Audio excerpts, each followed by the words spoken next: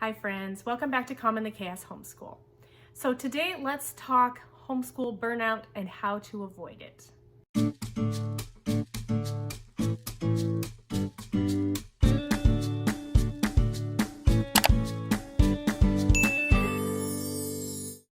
Today's video is a collaboration hosted by myself and Shauna from Homegrown Homeschool. A bunch of other moms have joined in with us on this topic, and I will link the playlist below. I'm sure between all of us, you will have some really good tips and tricks on how to avoid homeschool mom burnout. So the first thing to avoid burnout, I would say, is to be self-aware, to recognize the signs, and to take action quickly. So I would say it was around this time last year where I was starting to feel very overwhelmed and I was having a very hard time controlling my emotions. I was crying so easily. I was just I would yell, I was crying. I just couldn't hold it together. And so I had to stop and assess myself at that point. I'm not great at checking myself right away. It took me a little bit before I'm like, something is wrong. I need to figure this out. And so when you're feeling like that, you're feeling overwhelmed and your emotions are just going crazy, or you're feeling super stressed, stop and reflect. Stop and think, what is causing all of this? Why am I feeling this way? Why am I acting like this? So there are a few things that could come into play with this. At that point, I had to reflect and say, what has changed? What is happening? Why am I just out of control at this point? And what I came down to was actually this YouTube channel. That was something I had added about a month and a half ago. It was a lot of work to put up the videos. Everything was new to me. I've never done anything like this before. So the editing and making the thumbnails and just uploading and all that was brand new to me. And I was doing it very consistently, twice a week, without fail for those first month and a half. And I also realized, I was thinking about it, and I am an introvert. I need time to myself. I need time alone. And we do have quiet time in my home. If we're home in the afternoon, we have 1 to 2 hours of quiet time. And that is something that I definitely do to avoid burnout. But what was I doing during that quiet time? Was I being quiet and doing something quiet that didn't exert a lot of effort on my part? Or was I talking to a camera, trying to be energetic and be, you get real me here, but obviously I can't be like, I have to be on, right? When I'm making a video, I have to be awake, alert, thinking.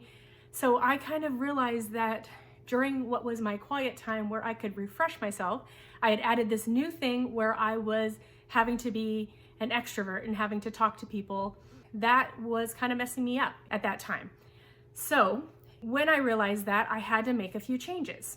So when you are starting to feel overwhelmed, you're feeling like burnout is on its way, you're stressed, you don't know what to do, take time to stop and reflect. Is there something new that is causing new stress on your life? Is there something that is just overwhelming? Think about, what is the thing that is causing all the stress? What is overwhelming me at this time? What could I take off my plate that doesn't need to be done right now to make room for those priorities that are happening right now? So I chose this video for this time of the year because things are getting dropped on mom's plates right now. Right now I'm recording before Thanksgiving. We're preparing for Thanksgiving dinner. We might have guests over. We might be going somewhere. We're thinking about Christmas, what we're doing there. We might be packing to go places for the holidays. We are probably in charge of getting a lot of the gifts for our family and anyone that we buy gifts for. A lot of things pile up on top of moms during this time of the year. Even though I do pretty simple, I'm not extravagant when it comes to Thanksgiving and Christmas. I try to keep things very low key. There's still a lot of new things that pile up at this time. So it's really important at this time to make sure you're not trying to do all the things you were doing for the rest of the year when you have all these extra jobs and responsibilities on you. What can you take off for this season? What can you stop that was causing a little bit of stress to allow yourself to have a little more time to do these other things that you need to do? So that is number one, be able to stop and reflect when you're feeling overwhelmed. And I would say that you take that time as soon as you're starting to feel burnout coming, when you're starting to feel overwhelmed, stop what you're doing. If it's something that doesn't need to be done that second, stop, let it go, stop. Give yourself time to think and reflect. look at your schedule, look at all the things you're doing. What is causing me stress? What can I take off my plate right now during this season? How can I make this better? Sometimes it's something that is just for that season. Other times you might realize that you have just added too much overall. Too much overall that is not going to go away without you choosing to take it off your plate. So stop and reflect. What can you change at that moment to avoid burnout? Another thing that I decide as a way to reduce stress and just to give me a little extra room in this busy Christmas, Thanksgiving season is, even as far as YouTube goes, cutting down on my videos. So I intentionally only plan on doing one video a week during December or January. I'm going to give myself a little extra time by taking a few of these things away. So this is just something that I've learned that I need to do during seasons like this. So generally I will do two or even 3 videos, usually 2 videos a week, but I just pre-plan that I'm not going to do that during a certain period of time, and that just frees up some hours for me to be able to do all the extra stuff. Another thing to be aware of at that time is, how are you eating? Are you eating healthily? Are you taking vitamins that you normally take? Are you drinking enough water? Are you getting out? Are you getting out and seeing the sun or taking walks, just getting fresh air? Are you having time alone? Are you having time when you don't have people talking at you? Are you filling that quiet time with other things that are stimulating you? Or are you taking the time that you have, that downtime that you do have available? And if you don't have that kind of time available, how can you fit it into your schedule? Where can you make time for that? So that is something I would say to think about if you're starting to feel burned out and overwhelmed. Next are a few tips on how to avoid getting to that point. So, for example, knowing how stressed I was last year and just trying to fit in things that I used to do, I would say as a homeschool mom, I probably spend 30 hours a week between teaching my kids, managing just the homeschool time, preparing for future lessons, or even just planning for the next year. At least 30 hours of my week I've added. And I used to work a lot more from home. There were things I used to do that I can't do when I add 30 hours of something else on there. So you need to be reasonable. You need to look at your schedule. You need to say, what time do I have available for the things that I want to do? I have had to cut down on my work quite a bit because my kids need me for many hours of the day now. So I would say, look at an actual schedule, at an actual day in the life, and do the block scheduling thing. Block off, when are you homeschooling? Block off, when can you do work? Block off, when can you clean the house and prepare for dinner, and things like that. And you need to do the most important parts of those blocks first. And if you run out of time, you run out of time. You can't add hours to your day. You only have so much time. So you need to be okay with dropping the things that are not as important. Also, right now, homeschooling my kids is a season. I will not be homeschooling my kids forever. So I want to take advantage of the time that I have with my kids right now. That is a priority to me.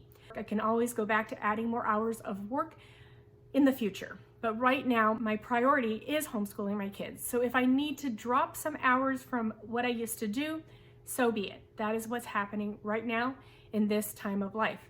There's no use stressing over how I can't do as much as I used to do if that is not my priority right now. So you have to decide what is important right now during this season.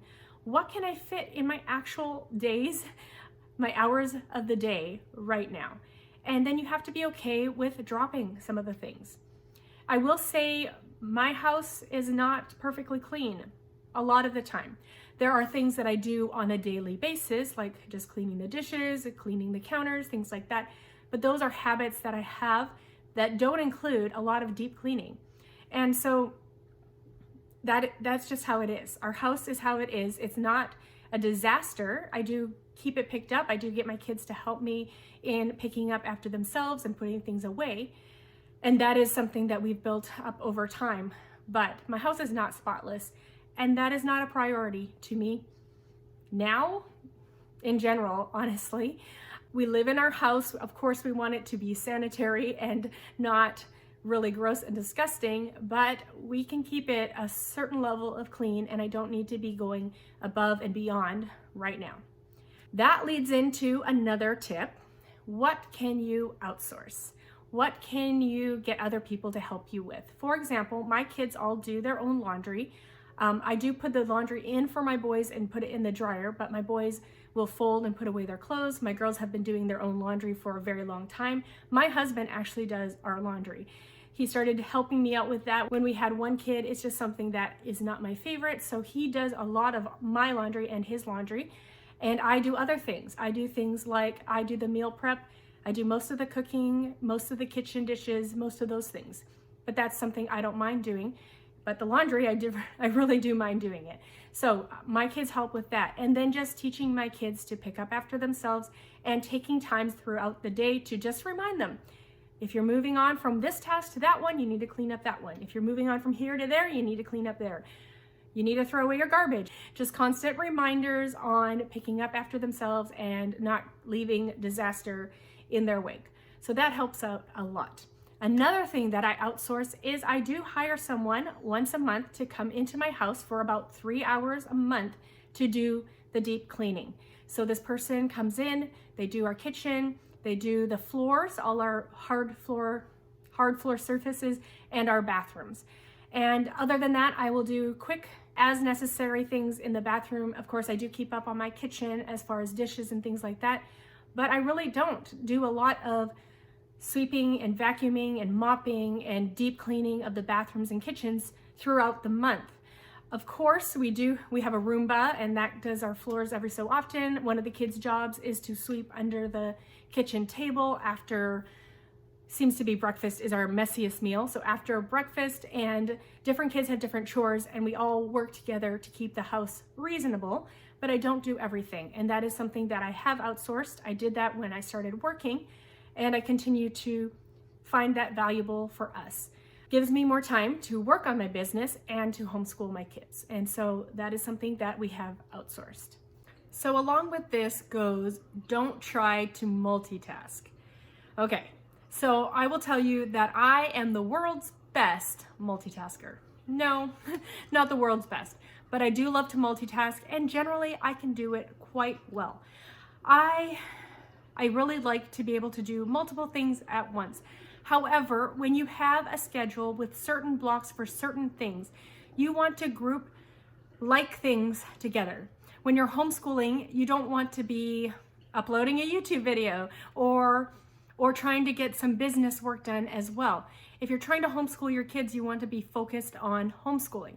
So things that I might be able to do while I'm homeschooling my kids, if there's a small break, maybe I can start looking at the next day's lessons. Maybe I can gather materials that I'll need during that time. But I really can't go and do something else that involves my thinking about something else while I'm trying to homeschool my kids. Likewise, when you're trying to do work or work chunks, you don't want to be thinking about the laundry or what's for dinner tonight or things like that when you're trying to focus on your work. And even in your work, you can decide on Mondays, I'm going to do these tasks that are very similar and don't require me to switch my thoughts from here to there.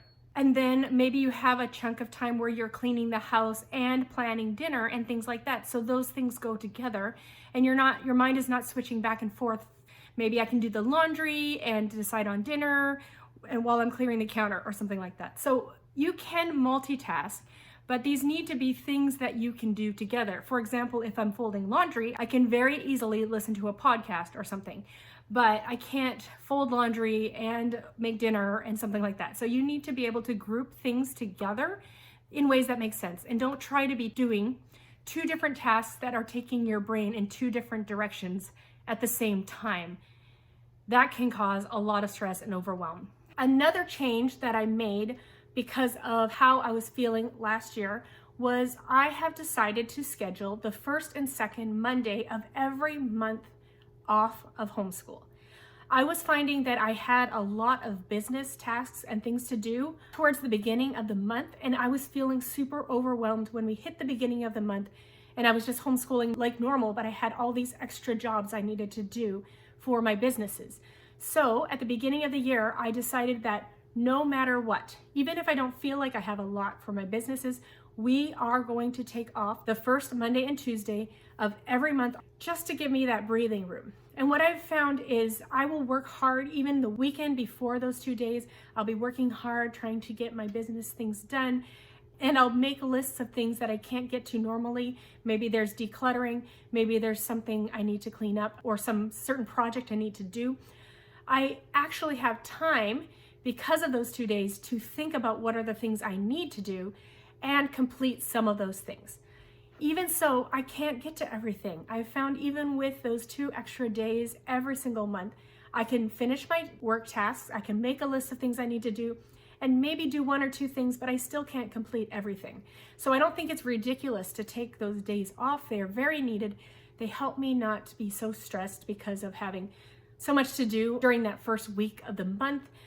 So that has really helped out this year in managing that stress.